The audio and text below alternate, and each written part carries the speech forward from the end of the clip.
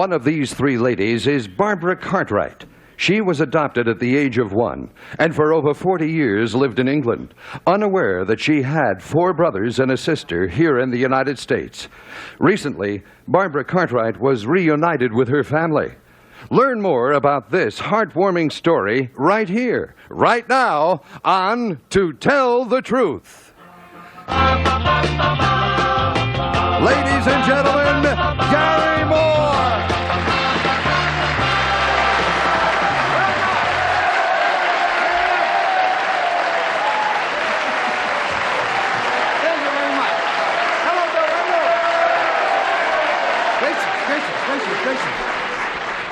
Terrifying. It sounds like an uprising.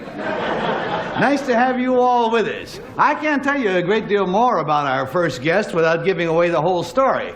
So in a few seconds, we'll start playing the game with the 3 Barbara Cartwrights. But first, let's meet our panel here on To Tell the Truth. Bill Cullen. Anita Gilette.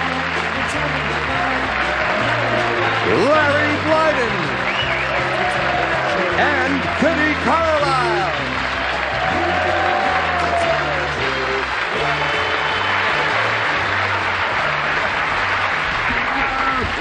Well, now I tell you, as I look down this line of panelists here today, I'm not sure whether the name of this show is What's My Truth or To Tell a Lie. We have, of course, the host of What's My Line, Mr. Larry Blyden, and a frequent guest on that show, Miss Anita Gilette. Hi.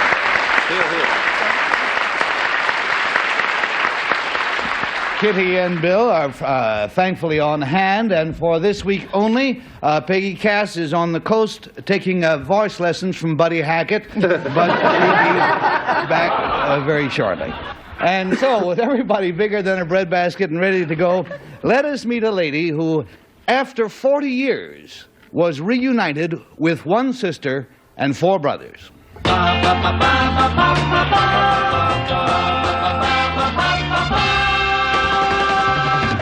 Number 1, what is your name, please? My name is Barbara Cartwright. Number 2. My name is Barbara Cartwright. Number 3. My name is Barbara Cartwright. And here is the family history of Barbara Cartwright. It says, I, Barbara Cartwright, was recently reunited with 4 brothers and a sister. In fact, until shortly before we all got together, I didn't even know that I had 4 brothers and a sister. Let's go back in time. Before I was 1 year old, both my parents died. While all the other children went to live with aunts and uncles, I was adopted. However, it wasn't until I reached the age of 14 that I knew of my adoption. And even then, I truly thought that I was an only child. Through the years, my brothers and sister tried to track me down. Eventually, they were successful. On that memorable day, when one of my brothers called and told me of my unknown family, I nearly went through the floor. Shortly thereafter, we were all reunited, 45 long years after our original separation. Signed, Barbara Cartwright.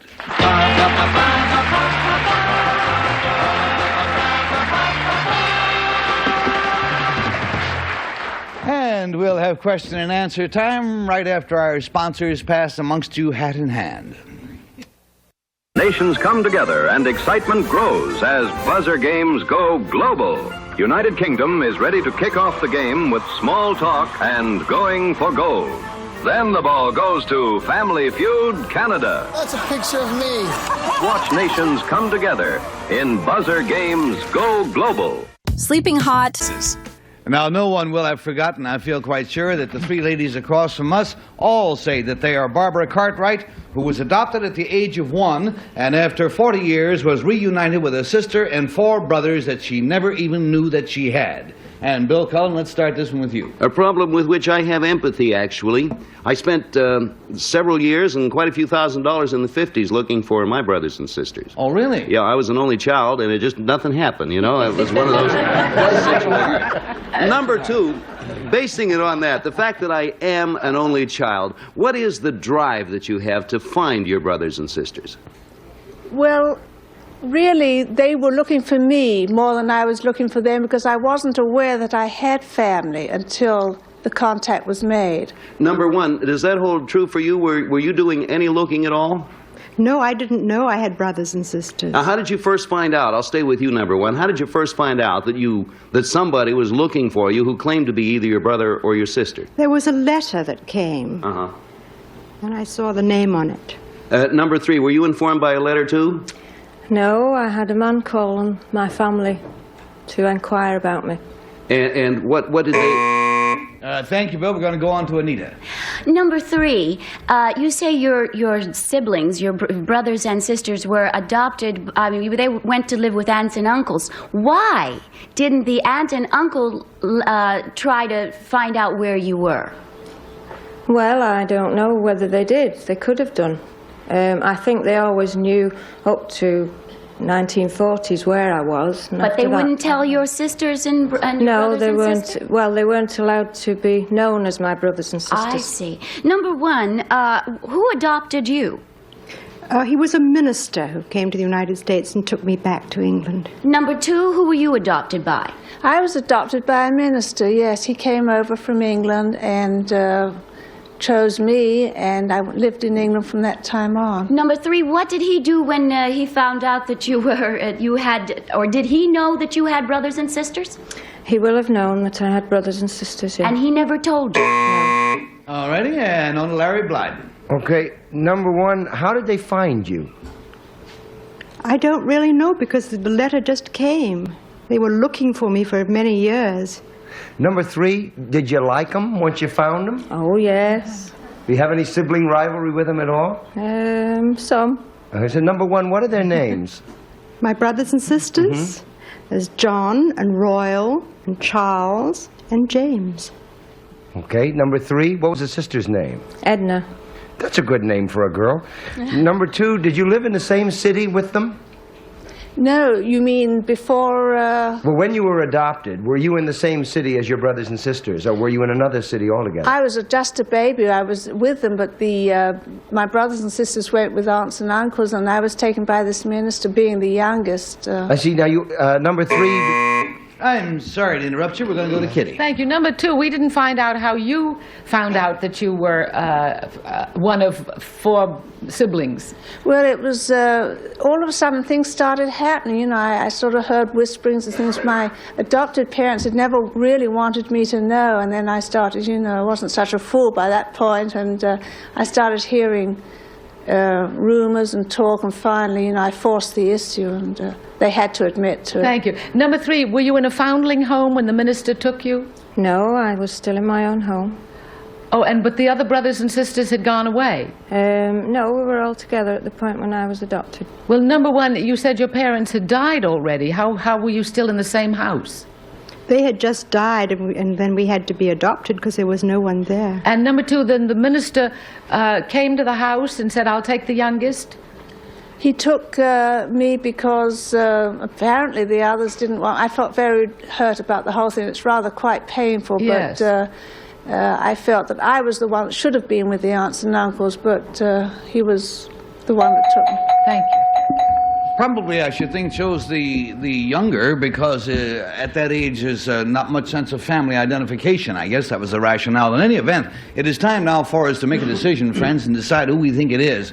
Is it number one, or is it number two, or is it number three? Our practice is to pay the team $50 for each wrong vote, $500 in case of a whole bust-up. And Bill starts, please.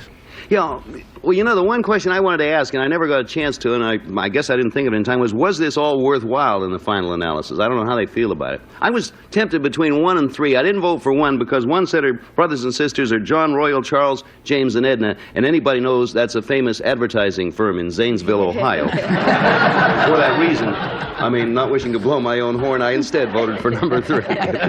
All right, so we got a 3 showing, and we're going to Anita. Well, it's just purely instinct for me because number one I don't think that she knew all the names so easily either. I mean, and then number 3 popped up with Edna right away. Number 2 had a little too much information, so I voted for number 3. All right, we got a pair of them sitting there on 3. And Larry?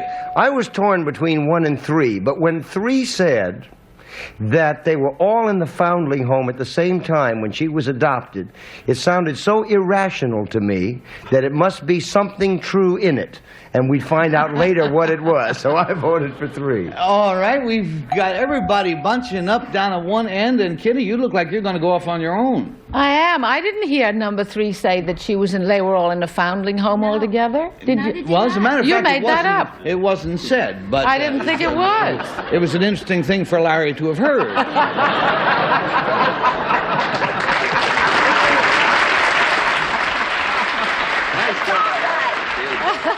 Larry hears voices. I voted for number 1. That's all right. That's all right, Larry. All right, so we've got 1 down at one end and 3 up at the other. Now, those of you who watch us regularly know that under normal circumstances, we would have waiting in the wings the entire Cartwright 4 brothers and a sister. But unfortunately, one of the brothers could not get away from work today. The other brother's wife is ill. But we do have 3/5 of Barbara Cartwright's family right here. 3/5 enough for anybody. So let's have a partial reunion on stage as they pick her out. Oh my Now, goodness. somewhere over there is a blood relative seated behind number 1, number 2, or number 3. We will soon find out. It's number 3. You see, Larry, you were right.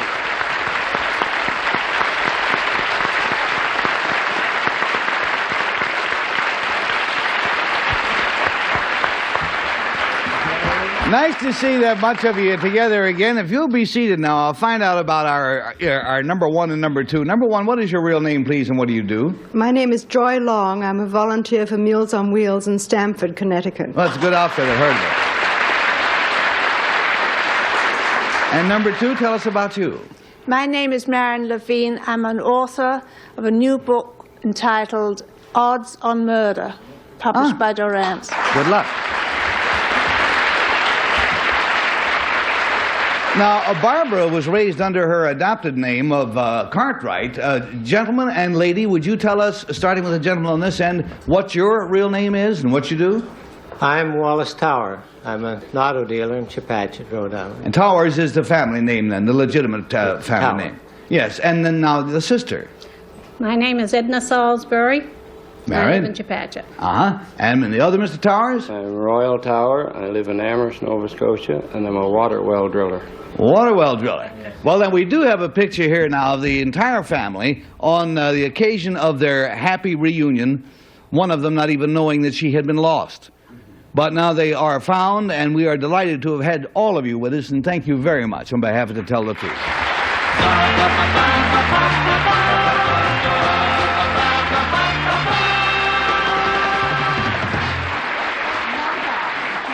Now, next time you see me, I will be in a facsimile of a bookstore, which isn't all that thrilling, except I think it'll turn out to be interesting, so hang around.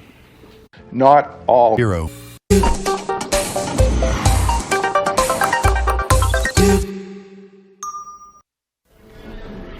I have beside me here a collection of 54 books, which, as I said, is not all that thrilling in itself, until you realize that each of these 54 books, and each one is a different book, was written by the same man. Now, what's even more fascinating is that writing was not his full-time occupation. Shows you what he could have done if he put his mind to it, right? All right, now let us meet this prolific gentleman immediately.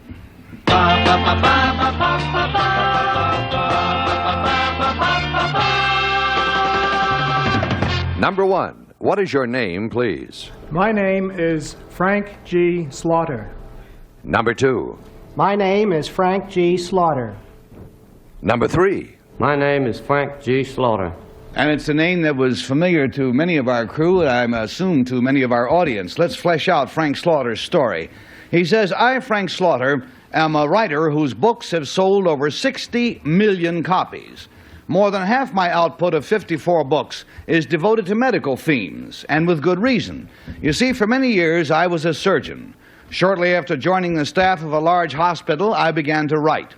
I was not exactly an overnight sensation. Despite the fact that I wrote 100,000 words a year for 5 years, I managed to sell in that time only one short story. Finally, my novel titled That None Should Die was published, and eventually I became a full-time writer. To date, my books have been translated into 22 languages, and I have the honor of having sold more books in France than any other American writer. My latest book is titled Women in White, signed Frank Slaughter.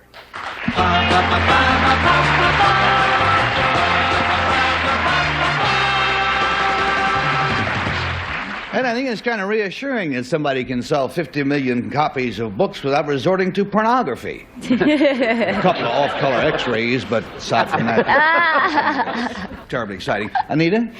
Oh, thank you. Number one, sir, what is the largest organ in the body?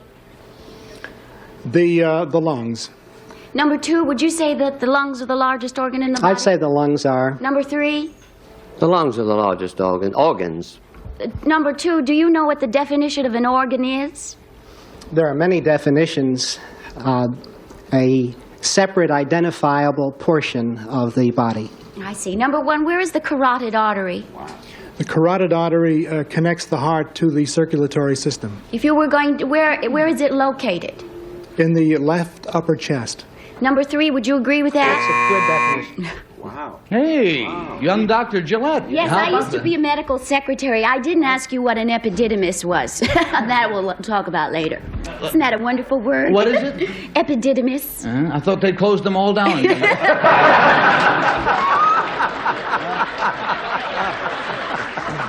Let's go to Larry Blyden. There are 3 still on 7th Avenue, actually. Number 3, how many hours a day do you write? About 8. Whoop! Number 2, what do you write by hand or by typewriter? I write partly by hand and partly by dictation. I see. Number 2, you mean you dictate into a machine? Into a machine? Okay, number 1, how do you pick your subjects? The subjects come to me in many different ways. Newspaper articles, and timely subjects. Okay, number 3, do you know who Mitch Wilson is by any chance? I'm afraid not. Okay, number 2, are your novels factual novels or just based on fact? They're all fiction. They're based on stories, research reports, articles, and magazines. Okay, number 1, is it...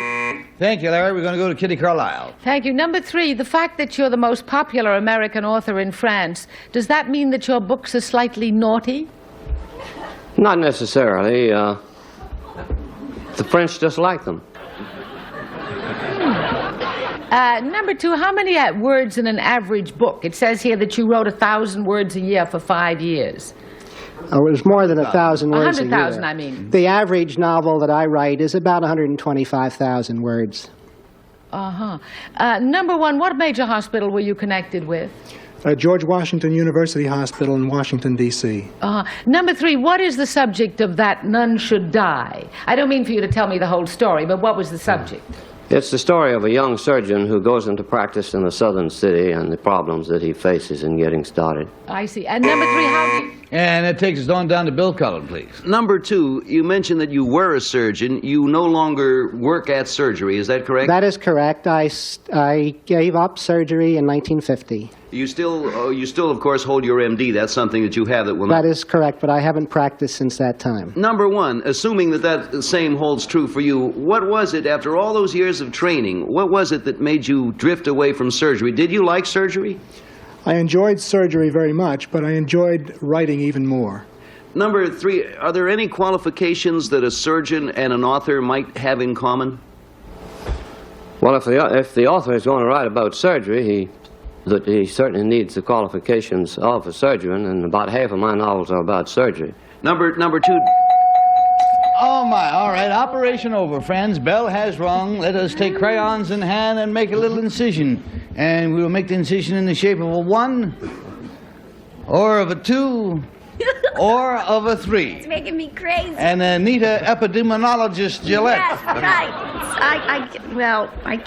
Okay. That's wrong. I just did a wrong thing. This is not the person. You see, none of them knew that the skin is really the largest organ in the body, which I thought it was a very interesting thing, but none of them knew that. But number 1 talked about carotid arteries like he knew, so I voted for him, although he's not a big enough ham to be a surgeon. They're all wonderful. The skin is the largest organ in the body? Yes. That's funny. All mine's on the outside. But the definition of an organ is skin falls into that category. How about that? All right, let's go to Larry. Well, my organs are flapping, but I thought it was number one. When they come in, I thought it was number two. Then I thought he was too good, and then I thought it was number one. But I know where the carotid artery is. But number three, when he said it's about a surgeon in a small southern town, I thought he must be either the right one or a terrific liar and deserving of a vote. And so we got a three showing, and we got Kitty. I agreed with Larry. It was a surgeon in the small town, although he didn't know Mitchell Wilson, who's the best-known American author in Russia. Right. Pair of threes. Bill Cullen, coming Well, up. you got to watch when you got doctors, you know, because I listened to all those answers they gave me, and I decided at this point I'd like another opinion. No, when number two said that he was raised in that foundling home with all the other doctors, he sort of won my vote. For that reason, I voted for number two. All righty, they're all up and down the board. The moment of truth has come. The votes are all in. Will the real Frank Slaughter, sir, please stand up? Doctor, where are you? Dr. Slaughter.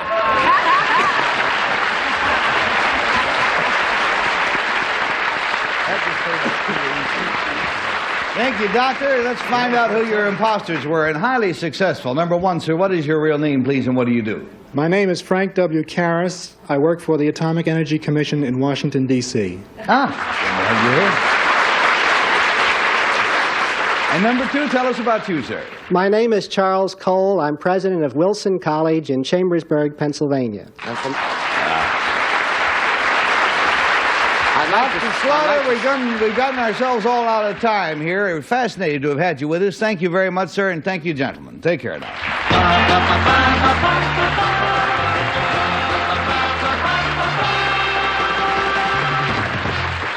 In addition to the cash awards, our first team of challenges will receive a Sarah Coventry necklace and earrings in gleaming silver tone with the Oriental look. Can be seen at Sarah Coventry home jewelry shows. Our second team will receive Turtle Wax, the world's largest selling liquid car wax. New improved hard shell formula. Cleans, polishes, protects in one easy operation. Turtle Wax with a hard shell finish. Are you ready for a Norse? And so, folks, till the next time, this is your friendly old epididymist. And take care of yourselves, and we'll see you around.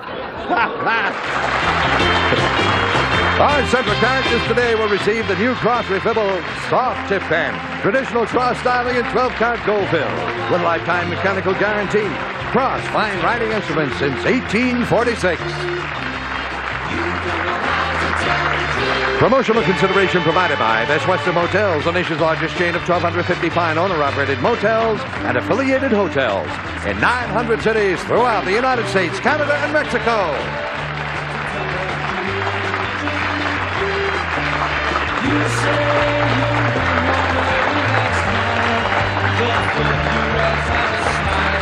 This is Bill Wendell speaking for it to tell the truth. A Mark Goodson, Bill Chapman production.